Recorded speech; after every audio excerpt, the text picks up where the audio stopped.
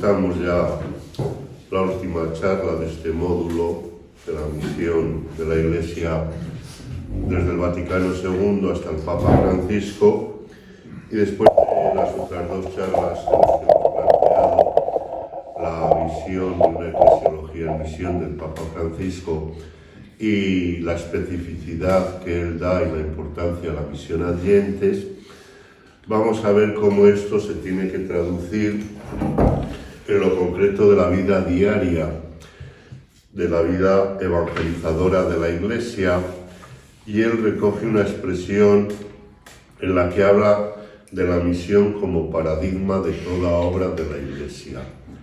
Vamos a recordar, como salía antes en el diálogo, pues de dónde procede esa terminología y cómo ya se ha hecho común y los horizontes que puede haber, y de manera especial cómo la concibe el Papa Francisco. Ya la Conferencia Episcopal Italiana, en un documento muy importante, a mí me gustó mucho al comenzar el nuevo milenio, comunicar la fe, pero comunicar el Evangelio en un mundo que cambia, decía que la misión adyentes no es solo el punto conclusivo del compromiso pastoral, sino su constante horizonte y su paradigma por excelencia. Posteriormente, Benedicto XVI también la hizo suya en algún mensaje del Domum y en el discurso de los directores nacionales, y dirá que también hoy la misión adyentes debe ser el horizonte constante y el paradigma en todas las actividades eclesiales, porque la misma identidad de la Iglesia está constituida por la fe en el misterio de Dios, que se ha revelado en Cristo para traernos la salvación, y por la misión de testimoniarlo y anunciarlo al mundo hasta que Él vuelva. En otro momento, dice, la misión adyentes constituye el paradigma de toda acción apostólica de la Iglesia. Siguiendo esta estela, Francisco hace suya la expresión a los pocos meses de ser nombrado obispo de Roma, el 17 de mayo en concreto del 2013, incluso antes de publicar Evangelii Gaudium. Dirá a los participantes de la Asamblea General de las OMPs que la misionariedad es paradigma de toda obra de la Iglesia, es una actitud paradigmática. Pero será sobre todo en Evangelii Gaudium 15 donde lo exponga con mayor fuerza. Y en concreto, desde ahí, ¿qué entendemos por paradigma? Pues se trata de un término usado hoy en día en múltiples disciplinas y campos, y por eso sometido a una fuerte ambigüedad que tiene significados muy diversos y que no resulta fácil concretarlos. Desde su complejidad podemos hacer una descripción abierta que nos ayudará a centrar nuestro tema.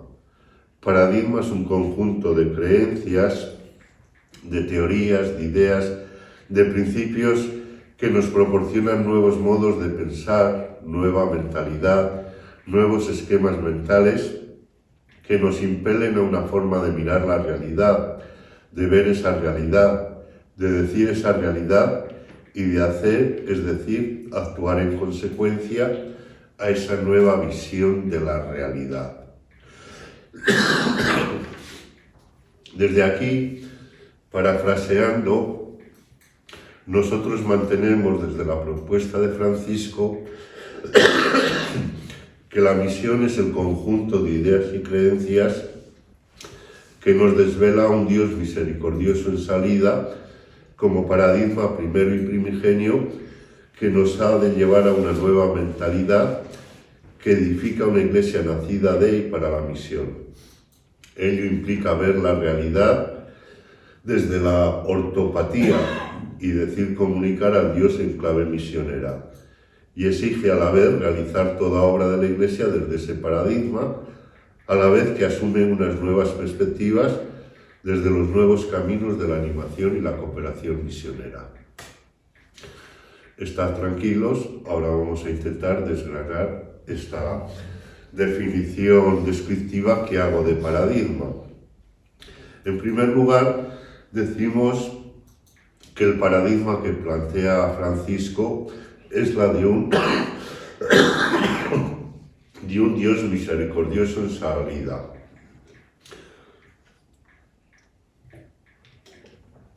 ¿Cuál es la causa ejemplar? El primer analogado, para lo que os guste la filosofía, el paradigma primigenio y permanente para la misión de la Iglesia.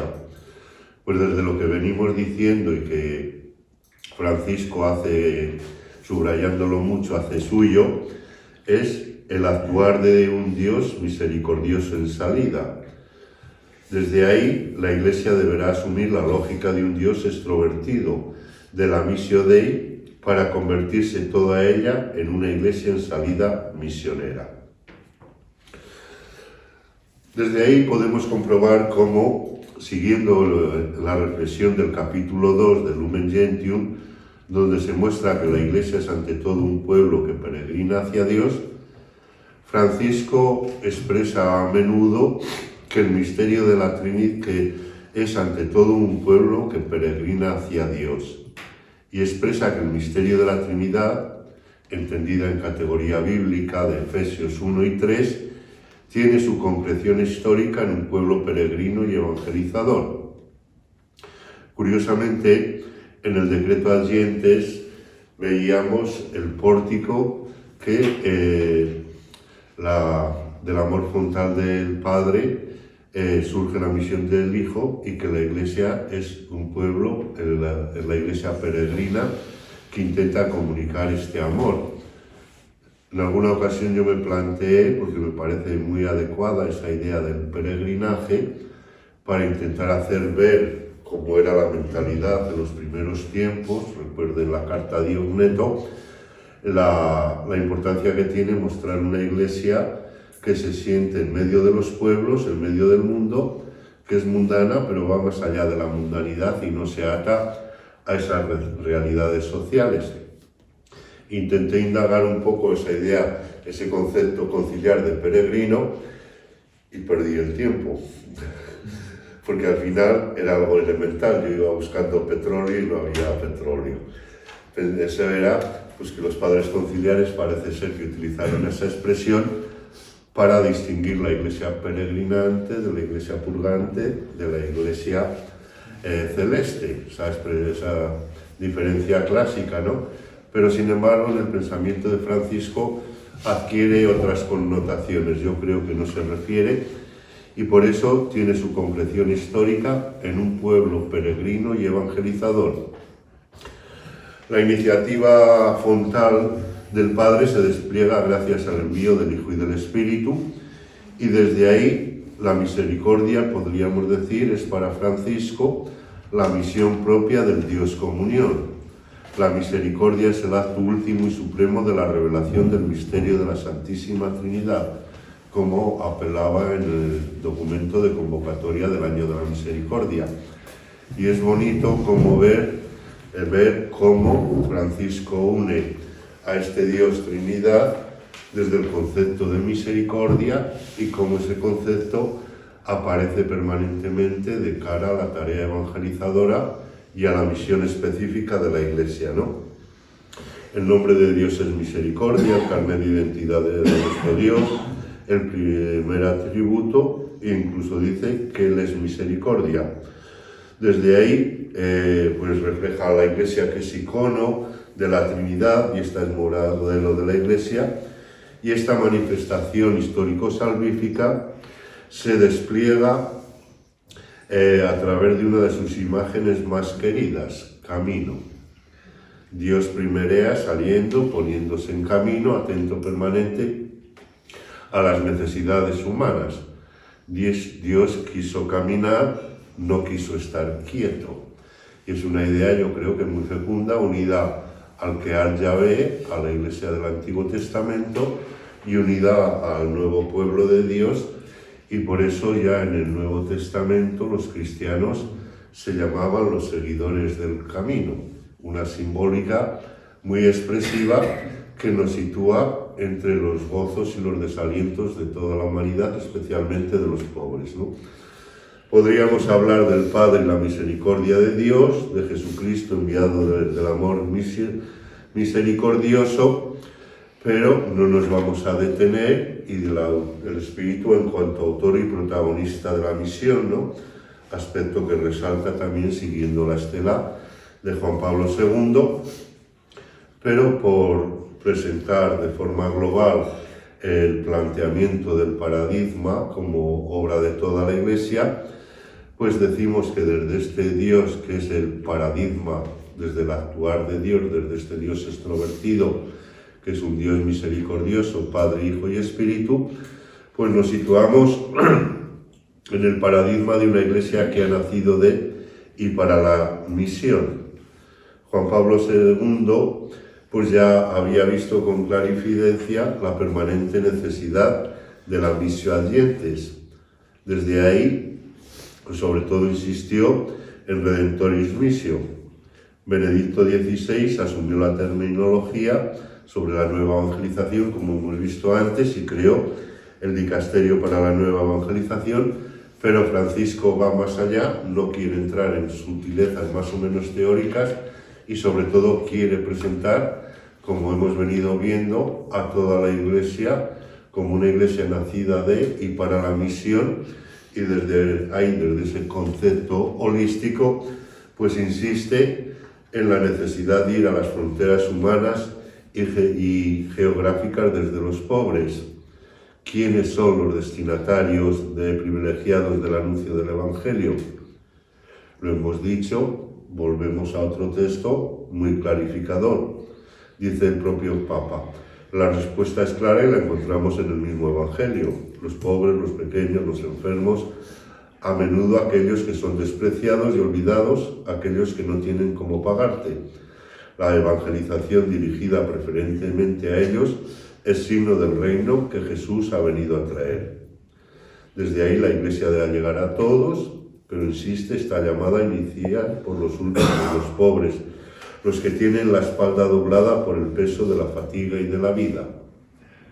Habéis oído hablar de una expresión bíblica, los Anahuín. Se ha espiritualizado, los Anahuín era el pequeño resto de Israel, que era el grupo que tenía una esperanza adecuada de cómo iba a ser la misión o el Mesías de Dios, ¿no? Y desde ahí, pero literalmente, si no estoy equivocado, y si no profesores tiene la Santa Madre Iglesia, son los encorvados por el peso de la vida, por el peso de la historia.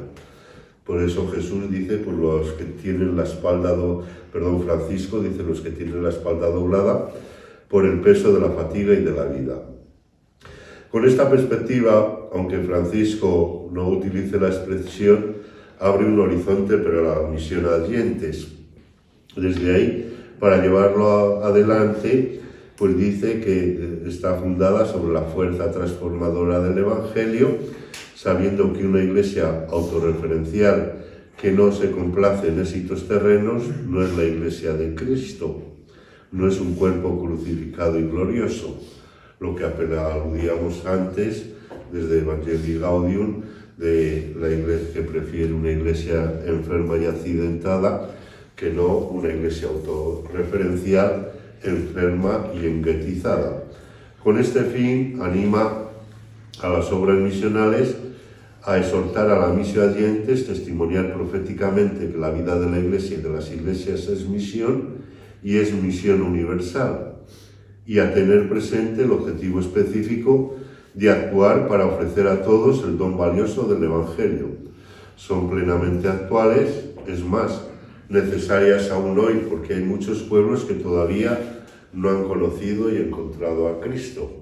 Expresiones magisteriales de Francisco que son menos conocidas, pero que aquí también es verdad que se dirige a OMPs, ¿no? Pero que aquí el lenguaje misionero adientes específico pues aparece todavía con mayor fuerza y claridad. Desde esta Iglesia que en camino, que sigue al paradigma del Dios misericordioso en salida, pues pasamos más adelante y Francisco nos invita a mirar y ver la realidad desde la ortopatía. Creo que aquí no hay que expresarlo, pero a veces cuando vas a dar charlas, sobre todo en algunos ambientes de laicos, majos y tal, vaya, ya venís utilizando términos raros. Me ocurre una respuesta, no sé si ingeniosa. Digo, creo que todos vosotros, por desgracia, sabéis lo que es la ortodoncia. Está muy de moda en los dentistas. Dice, ah, sí, sí. Digo, pues más rara es esa todavía. Francisco se sitúa en esta línea y dice su planteamiento es desde la ortodoxia, la ortopraxis y la ortopatía. La ortodoxia sabemos lo que es el recto decir, el acomodarse a lo que es la verdad de la fe y del Evangelio, ¿no?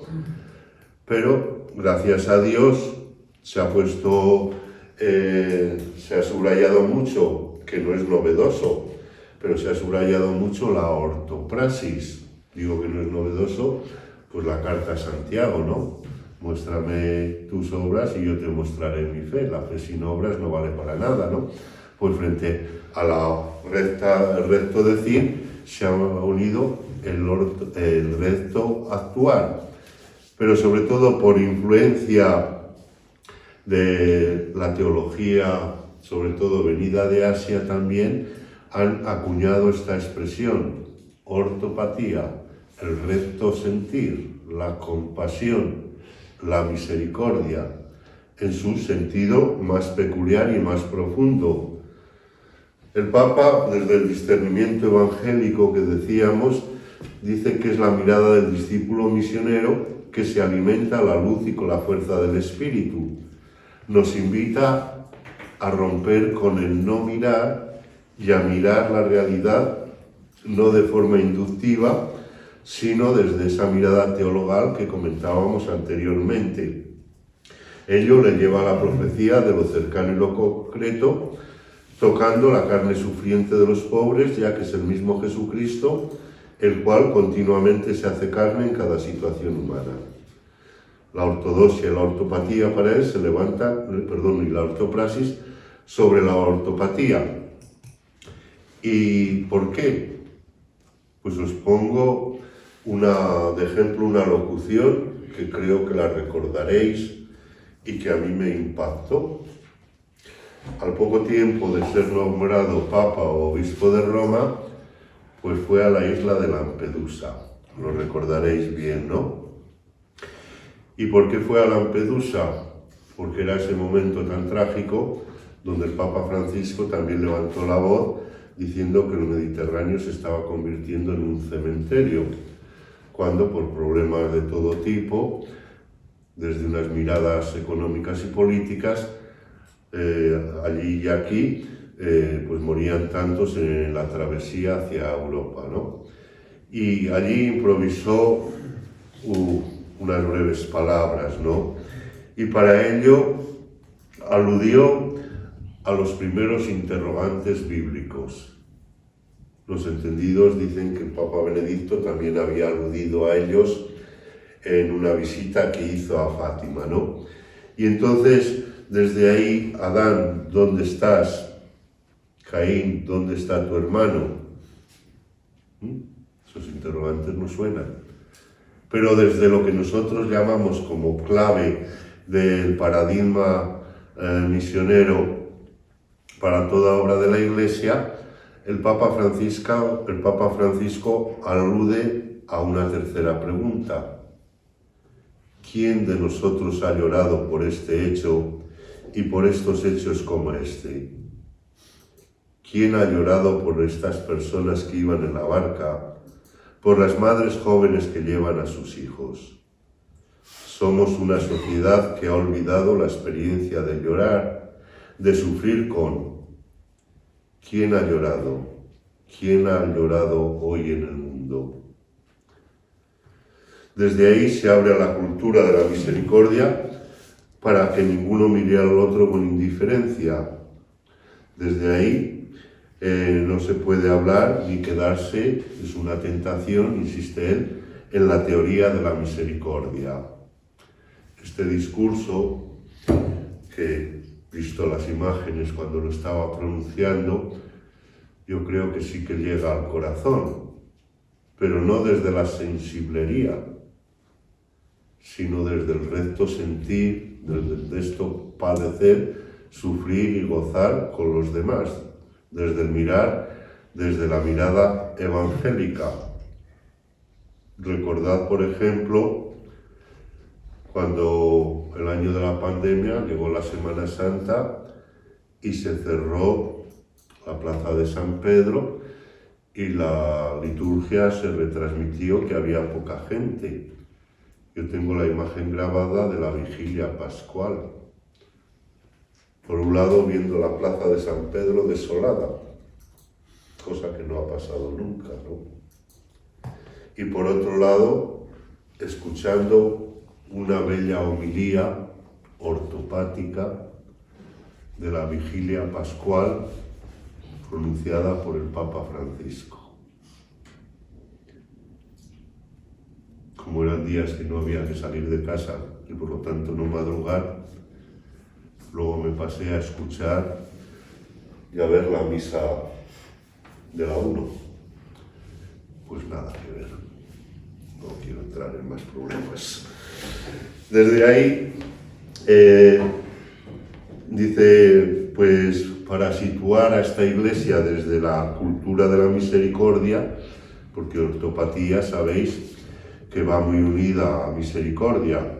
La misericordia, ya lo decíamos, lo recuerdo, pues su propio significado nos está dando la perspectiva, dirigir el corazón hacia los miseri, hacia los pobres. El corazón en su sentido más bíblico y más antropológico, ¿no? Bien, todo ello, viendo y mirando la realidad desde la ortopatía, pues nos ha de llevar a decir o a comunicar al Dios de la vida. Cuando nos referimos al decir, no pensamos simplemente en un hablar, sino comunicar. Expresión que a mí personalmente me gusta por nosotros, siguiendo la propuesta que hacían los obispos italianos en el documento de comunicar el Evangelio en un mundo que cambia. Y se hacían eco también de la problemática, ¿no? De cara a la evangelización, dice, pues qué términos adecuar. Se ha hablado de la transmisión de la fe, de no sé qué, de no sé cuál, de ofrecer la fe. Dice, pues aun siendo problemático, cuando decimos comunicar el Evangelio, estamos aludiendo a lo que aparece en la primera carta de Juan. Lo que hemos visto y oído, lo que hemos experimentado, os lo comunicamos para que vuestra alegría sea más perfecta. Y en esa comunicación, dice, no es simplemente una transmisión de verdades, sino que exige una implicación vital, una experiencia. Traduciríamos, creo que adecuadamente, discípulos misioneros, ¿no? Entonces, en Evangelii Gaudium 34 dice, si pretendemos poner todo en clave misionera, esto también vale para el modo de comunicarse el mensaje. Una pastoral en clave misionera no se obsesiona por la transmisión desarticulada de una multitud de doctrinas. Cuando se asume un objetivo pastoral de un estilo misionero que realmente llegue a todos sin excepción ni exclusiones, el anuncio se concentra en lo esencial, que es lo más bello, lo más grande, lo más atractivo y al mismo tiempo lo más necesario. Entonces la fe, hemos estado muy acostumbrados por nuestra mentalidad occidental cartesiana, desde Descartes, de ser muy de cabeza grande y de corazón pequeño, pues a la fe la identificábamos con transmitir verdades reveladas. La Biblia no va por ese camino. Francisco, desde su opción de la misión como paradigma, dice pues que tenemos que intentar llegar siempre al meollo, a lo más fundamental, a lo más atractivo, a lo más grande y a la vez a lo más necesario, ¿no? Y por eso podemos decir que él nos habla de un decir misionero de todos. En virtud del bautismo recibido, cada miembro del pueblo de Dios se ha convertido en discípulo misionero.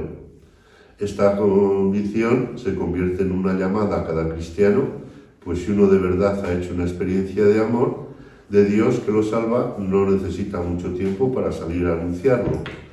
Todo cristiano es misionero en la medida en que se ha encontrado. Ciertamente, dice él, que necesitamos una mejor formación, una profundización de nuestro amor y un testimonio más claro, pero ello ha de llevarnos a dejar que los demás nos evangelicen constantemente.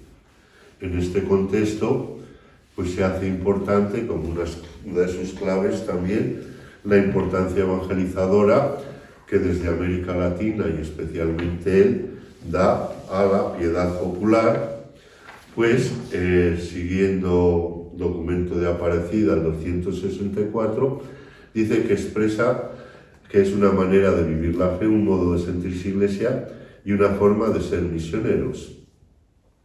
Desde ahí se trata de llevar el Evangelio a cada las personas que cada uno trata, tanto a los más cercanos como a los desconocidos, pero siempre recordando el anuncio fundamental, el amor personal de Dios, que se hizo hombre, se entregó por nosotros y está vivo ofreciendo su amistad. El tema de la amistad, a nivel de creer antropológicamente yo mucho en él, está rebrotando en mí un poco, ¿no? Desde lo que es la comunicación o el primer anuncio que dice la gente se queda, o nos quedamos, me incluyo yo también tan tranquilos, ¿no?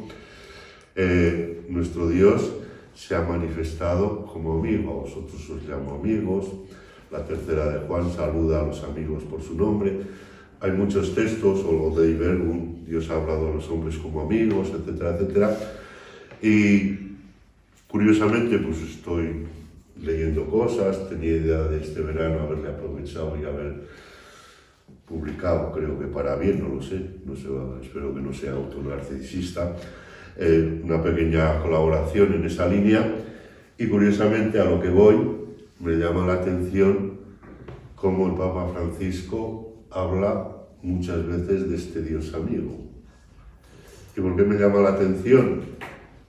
Pues porque curiosamente, que yo sepa, los papas antecesores suyos no les gustaba usar esta expresión, que puede parecernos una experiencia de adolescentes, pero el primer anuncio y la misión, ante todo, ha de, como diría Christian Dicord, ha de comunicar a un Dios diferente. Eso no quita que tengamos que entrar en diálogo con otras religiones y en actitud ecuménica, pero tenemos que presentar a este Dios que primarea, que se nos quiere mostrar como amigo. Y yo tengo la sospecha, igual estoy equivocado, de que la experiencia de amistad, o mejor, la experiencia de amigos, pues es una experiencia antropológica que todavía tiene horizonte de posibilidad para abrirse o poder abrir una puerta a la presencia, a la divinidad, ¿no? Dice, desde ahí, dice, ello se puede realizar de modos múltiples, pero siempre recordando el anuncio fundamental, el amor personal de Dios que se hizo hombre, se entregó por nosotros y está vivo ofreciendo su amistad, lo que decíamos. Con ello parece que el Papa quiere recoger el testigo de los primeros cristianos que principalmente se dedicaban, como dicen unos misionólogos del Verbo Divino estadounidense, la de Constantes en Contexto, Redder y Sveban, creo que son, hacen un juego en inglés, yo inglés no domino, y que más o menos la traducción es que cotilleaban el Evangelio. No sé si Ángel lo tradujo en cierta ocasión que hable de esto de otra forma, pero la idea es para nosotros...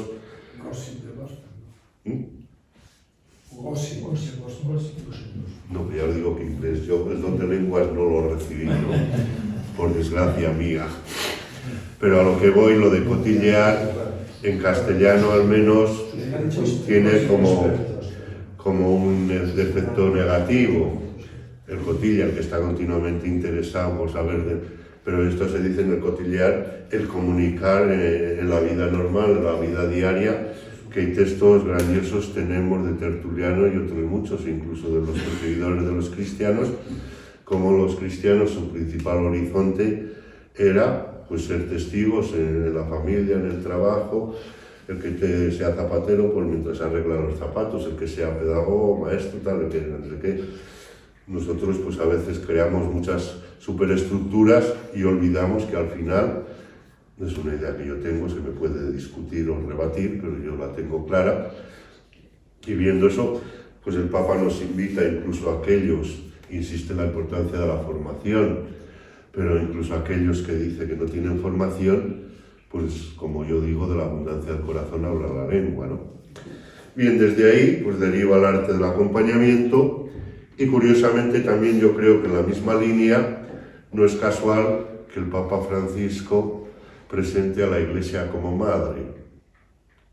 Y leyéndole y escuchándole, sobre todo leyéndole, que se reflexiona más, pues podemos ver cómo aquí en Evangelii Gaudium, pero en todos sus documentos, insiste mucho en esa imagen que ya es neotestamentaria, que sobre todo se desarrolló en los grandes teólogos de la Iglesia naciente en África, desde Tertuliano, con el carácter que tenía él, pero sobre todo será Agustín de Hipona, que el Concilio Vaticano II recoge al hablar del catecumenado, pero no la da demasiada importancia.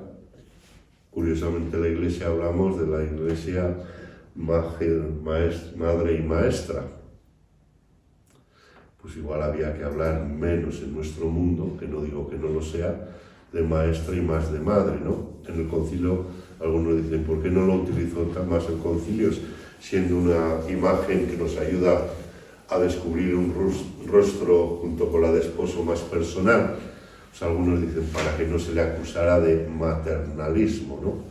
Pero curiosamente, desde este planteamiento de cercanía y de homeopatía, pues Francisco habla mucho de esta imagen de madre. Es madre y predica al pueblo como una madre que le habla al hijo.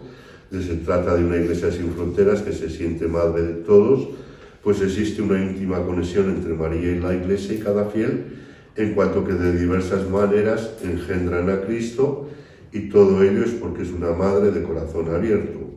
Aquí estoy recogiendo expresiones de Evangelii Gaudium, que no os voy a decir para que no penséis que estamos en un bingo, ¿no?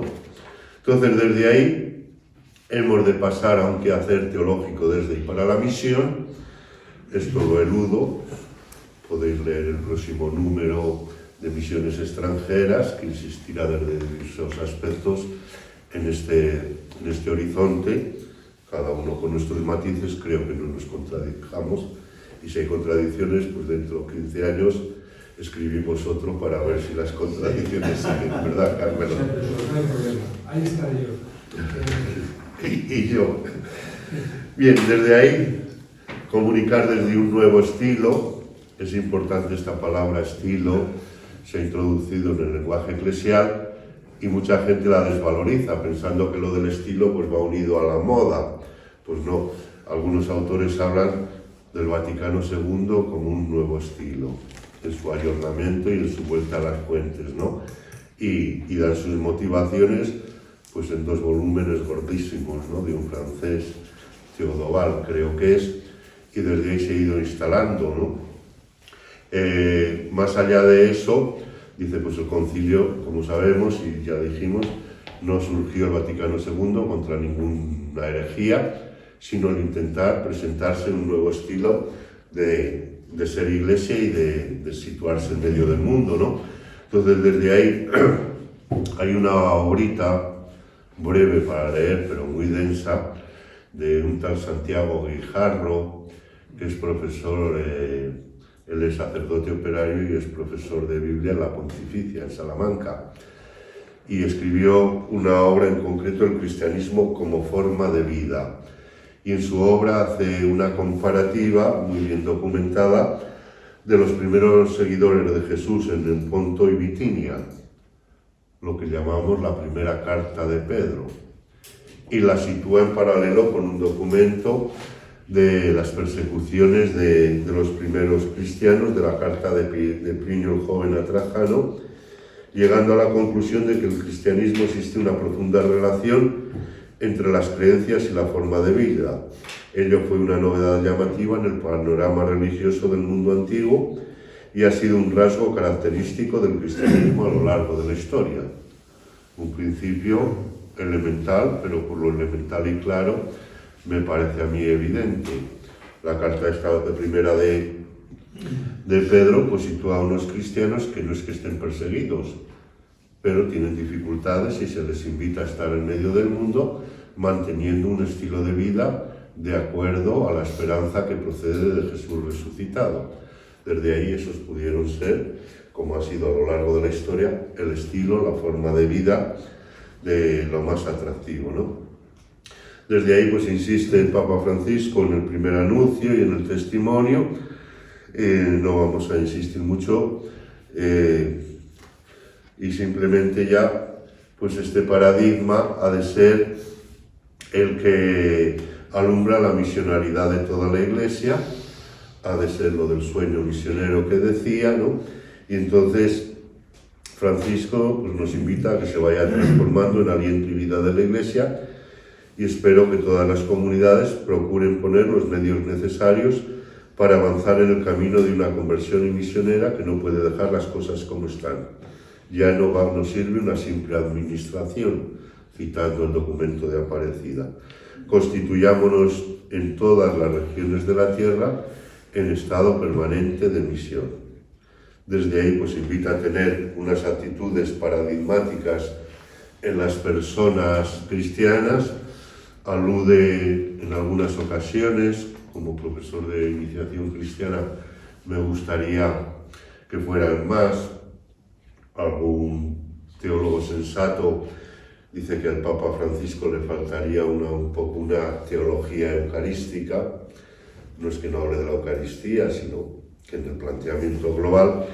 Pero bueno, desde ahí pues se invita a tener estas actitudes concretas y desde ahí pues insiste que todos somos llamados a la misión, pero hace algún destacado especial: las mujeres, laicas o religiosas, que viven su vocación misionera de diversas maneras, subrayando que entre la vida consagrada y la misión subsiste un vínculo, a los jóvenes también les llama, y destaca la importancia de la vocación misionera específica. Perdonen que sea tan maniático. Si Francisco no tuviera en el horizonte la missio Allentes, pues no hablaría tan abundante y con tanto cariño de los misioneros y misioneras allentes, ¿no? Estoy agradecido especialmente a los misioneros y misioneras que, acogiendo la llamada del Señor, dejan su patria para servir al Evangelio en tierras y culturas diferentes a las suyas, a la vez que les exhorta a vivir con alegría el precioso servicio a las iglesias en que son destinatarios y a llevar su alegría y su experiencia a las iglesias de las que proceden, ida y vuelta de nuevo. Bien, desde ahí lo que decíamos en la charla anterior, la conversión eclesial desde el paradigma misionero, pero que ya no vamos a destacar la importancia que tiene de cara a esta conversión por la iglesia local, la parroquia, los nuevos movimientos, los obispos y el propio papado. Y desde ahí, ¿cuáles son algunas perspectivas para una iglesia misionera desde los nuevos caminos de la animación y la cooperación? Pues sus principales perspectivas, no las únicas, pues sería la sinodalidad. Cuando yo escribí esto, le empezaba a hablar, que ya hablo enseguida, pero a darle más fuerza, ahora es común, por lo menos teóricamente.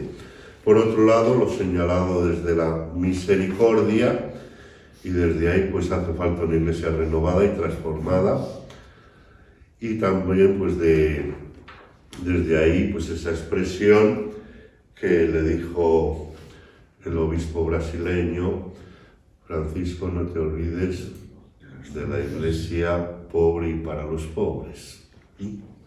Esas conversaciones, incluso en el cónclave que tuvieron, pero como al Papa no le importa que salgan a la luz, pues da permiso, incluso luego las hace suyas.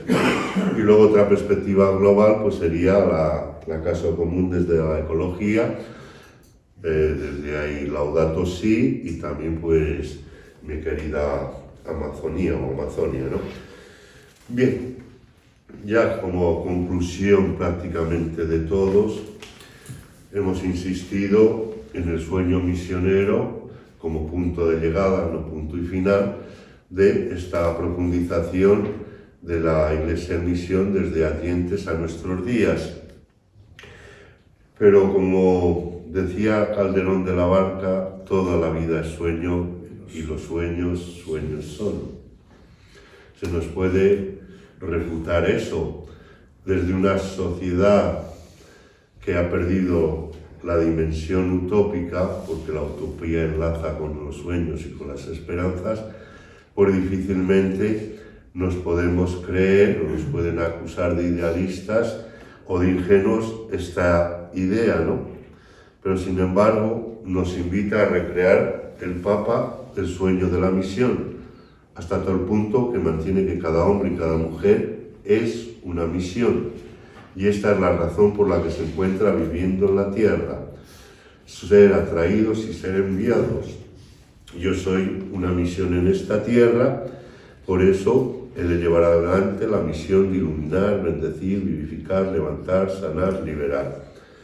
Nos anima a adentrarnos en el corazón del pueblo y curiosamente en el Nuevo Testamento, sobre todo en el libro de los Hechos, podemos descubrir cómo el Espíritu se manifiesta en sueños para que algunos misioneros vayan más allá, se sientan empujados desde dentro o atraídos desde fuera.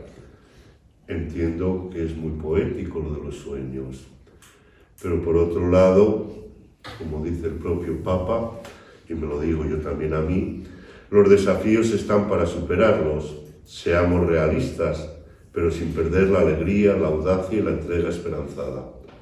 No nos dejemos robar la fuerza misionera, no nos dejemos robar el entusiasmo misionero. Punto y final.